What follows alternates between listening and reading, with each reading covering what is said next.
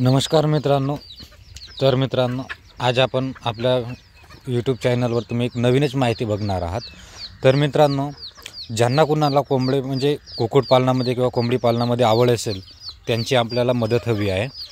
तर मित्रांनो, आपल्याकडे तुम्ही बघत असाल आपल्या यूट्यूबवर की आपल्याजवळ कोंबडी पालन आपण बनवत आहोत किंवा कुक्कुटपालन तयार करत आहोत.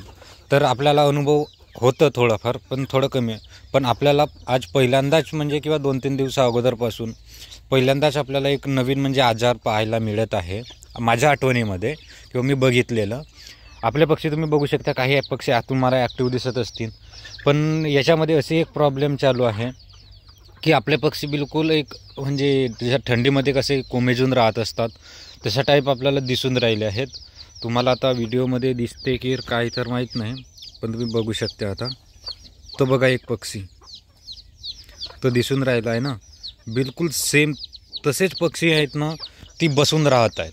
त्यांना म्हणजे असं ती चारा पाणी खाऊन नाही राहिलेत, काही नाही. ते म्हणजे असे बिलकुल कोमेजून असतात.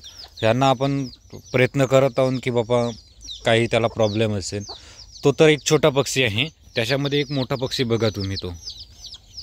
आज तो 7 ते 8 महिन्याचा पक्षी आहे. तो जो कोणत्यामध्ये बसलेला आहे तो पण तसाच आहे.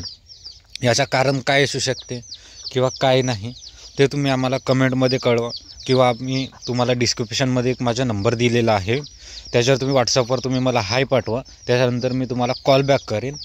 तर तुम्हाला जरी त्या आजाराबद्दल किंवा त्या व्हायरसबद्दल तुम्हाला काही माहिती असेल तर ती तुम्ही सांगू शकता. आपण बहुत काळजीपूर्वक करण्याचा प्रयत्न केला आहे. त्यांना मेडिसिन पण दिला थोडी बहुत.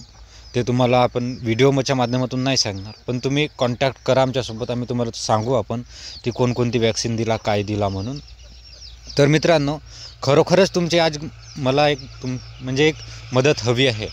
तर ज्यांना कोणाला या आजाराबद्दल काही माहिती असेल किंवा त्याचं काय कारण असू शकते ती माहीत असेल तर तुम्ही आमच्यासोबत कॉन्टॅक्ट साधा आणि तुम्ही सांगितलेल्या पद्धतीने आपण करण्याचा प्रयत्न करू.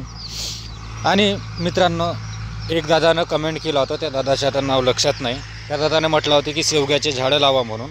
आम्ही ते शेवग्याचे झाड तयार केला. तुम्ही बघू शकता, इथे एक झाड आहे, तुम्हाला जवळून पण दाखवून देतो.